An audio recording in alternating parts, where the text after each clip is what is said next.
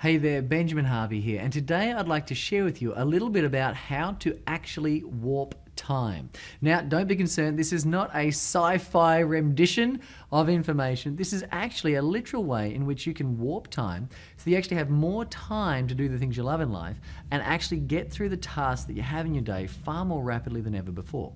In fact, what I want to share with you in a moment is basically a breakdown of one of the greatest misconceptions out there in the marketplace about how to effectively manage your time and get the most into your day so you actually have the most fulfillment in what you're doing. Now, behind me here is a little bit of a chart, which I'm going to run through in just a few moments, but here's what I want you to think about just for a second. Anyone who has ever contemplated time deeply enough or contemplated time deeply enough will know that time kind of does warp and change depending on what's going on. For example, if you've ever had the misfortune of being in a car accident, you'll notice that if you're inside the vehicle, time definitely tends to slow down. Everything seems to be in slow motion. If you're outside the vehicle though and witnessing the accident, you'll notice that time does in fact speed up. The whole thing happens quite rapidly. So what does that mean about time? Well, it means that time is referenced inside the mind. In fact, certain liquid moving through certain regions of the mind is what give us the interpretation, the understanding that time is in fact moving around in a certain direction. So we know that time does slow down and speed up depending on the experience that we're having. But what I'd like to let you know is how you can actually actively play a part in whether it slows down or it speeds up and actively warp the time so you can fit more into the allocated moments that you do have. For example, I want to show you exactly how you can fit more into an hour that generally may have taken you up to as much as 3 to 4 hours to do in the past. And the way that we do this is by understanding what's known as our energy levels and, of course, what we would like to class that has been known out there in the marketplace as our circadian rhythms. Now, these are all big fancy words, but what does it mean for you and I practically? It means that throughout the day, throughout the week, throughout the month, and throughout the year, we have different fluctuations in our energy levels. Certainly when we first wake up in the morning, you may spring out of bed. I'm here to tell you, I certainly do not do that. I hit the snooze button at least 6 times, so I'm a 6-time failure before I get out of bed. But when I get out of bed, I'm a little lethargic, I'm sort of slow to take off, and I have a fairly low level of energy. But it's not too long, maybe half an hour to an hour, my energy really does build up quite to a high level. And then as I get through a couple of hours of the day, it starts to taper off a little bit, dip a little bit down. And then I move back up as I'm having lunch. Then after lunch, you and I both know about 2:30-itis, we dip right back down into a trough and so on and so forth. So it is fair to say that our energy does sort of move in a bit of a wavy fashion. But what does that mean for efficiency and productivity and getting the most out of your time? Well, let me show you. On this chart here, I'm going to chart a little bit of an energy wave, and you can sort of have a look along with me. And certainly if you've got a piece of paper and a pen where you're watching this at home or at work, do go ahead and chart your energy levels because it's quite important for you to be aware of these things. So I'll give you an example.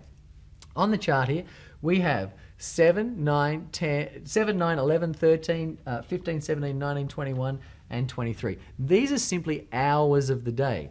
Then underneath it, I've got Monday, Tuesday, Wednesday, Thursday, and Friday. Now, I'll get to Monday, Tuesday, Wednesday, Thursday, and Friday later.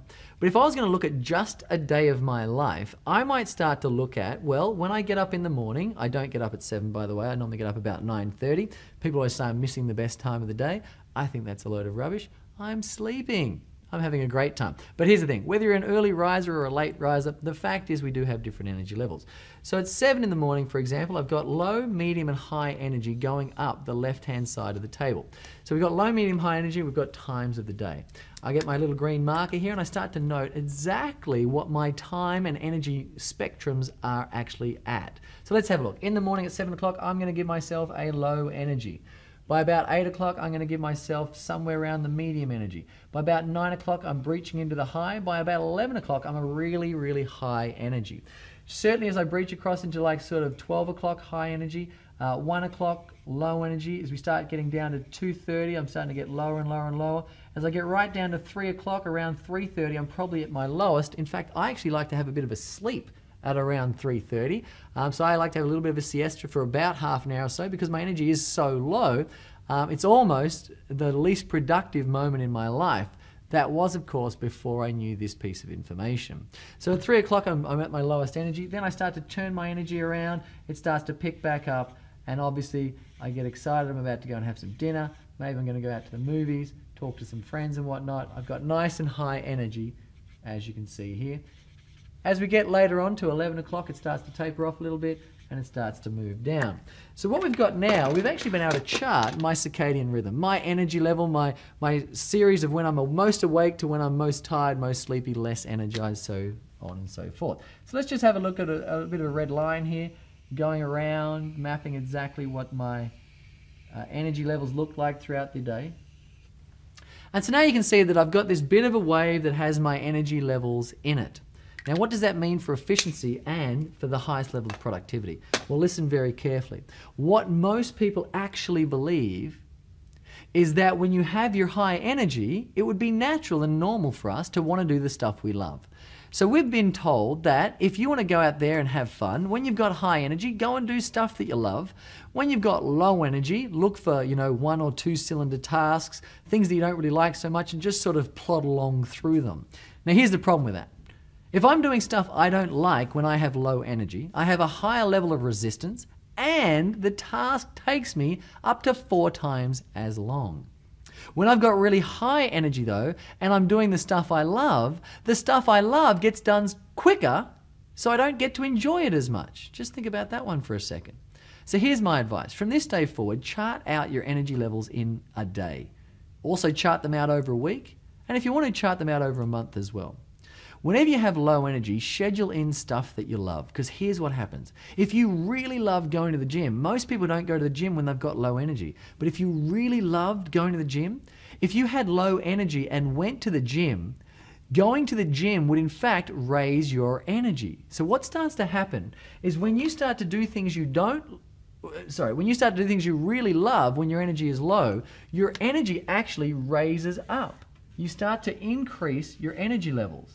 So by doing things that you don't necessarily love, when your energy is low, just through the art of inspiration. In fact, energy is infinite when you recognize the source. And the source of your energy is doing what's inspiring to you. And what's inspiring to you is what's highest on your values. So if you work out what's really inspiring to you and what you love, and you schedule it in methodically into the moments in your day where you have the lowest levels of energy, you'll start to increase the energy of every single day. Not only that, when you schedule in the stuff that you despise into the highest levels of energy, you'll do the task faster and you'll have way less resistance because of the energy going through your mind at that time. So, as a result of this little piece of information, here's what I'd like you to do. I'd like you to chart out your energy levels for a day and chart them out for a week. Write down all the tasks that you need to do in your life to make sure that you're effective and operational and getting everything you want to do and that you're being productive. Then work out which of these tasks don't I like a lot, which of these tasks do I love, and which of the tasks fit somewhere in between. And then start to plot them. The stuff you love, all in the low energy sections. The stuff you hate and despise, all in the high energy sections until you can outsource it. And the stuff in the middle, obviously plan that somewhere in the middle. Now here's the thing I want to let you know. Coming up very, very shortly, we have an event called the Turning Point Intensive. Now the Turning Point Intensive is one of our signature personal development programs. It's a 2-day event, and believe it or not, tickets are complimentary. Now, it's not one of those complimentary programs they just skim across the top and just flog your products all day long and don't really give you any value. This is an in-depth, deep immersion program. It's a complete workshop unto itself. If you do happen to be in other cities where the programs aren't being run, my advice is fly in for the program. It's a complete workshop. During these 2 days, we're going to show you the 4 key steps to identifying what your purpose is, to living a more mission-driven life and finding more fulfillment. We're going to show you heaps of strategies like this of how to systemize your life, how to manage and master your time, and how to just be more effective with being the most efficient version of yourself. You'll also learn strategies of how to master your mind, how to release emotional baggage from the past as well. And I know we've all got some of that floating around. You're going to see practical ways in which to meditate, in which to visualize effectively, in which to utilize all the faculties of the mind and body in the most effective way so you can have the most fulfilling life now. Not 5 years from now, not 10 years from now, but experiencing fulfillment right in this moment. We're going to share with you some incredible research around the nervous system, around why it does what it does, and how you can actually utilize your nervous system to create the things you want most in life. So if you would like to join us, it's a 2-day event. We are limited by room size. We can only fit so many people in it, and it is a first come, first served basis. Unfortunately, that's just the way we run our registrations. So my advice is register sooner rather than later. Book in for whichever city you'd like to go to, and make sure you just allocate 2 days to come along to the program because you'll absolutely love it. Now, while you're at the program, make sure you do come up and say hello to me. because we love to meet everybody that we share our ideas with. So I hope you got value out of this. Remember, schedule the stuff you love at the low energy, the stuff you don't love at the high energy, and you'll start to see that all your energy starts to increase across the board. You start to do things much faster in much shorter periods of time, which means you have way more free time to spend doing the things you love most. Anyway, I hope you've enjoyed this. I hope you become more productive as a result. And until we meet again, share your light, live your love, and do whatever it takes to be your own best friend. I'll see you soon.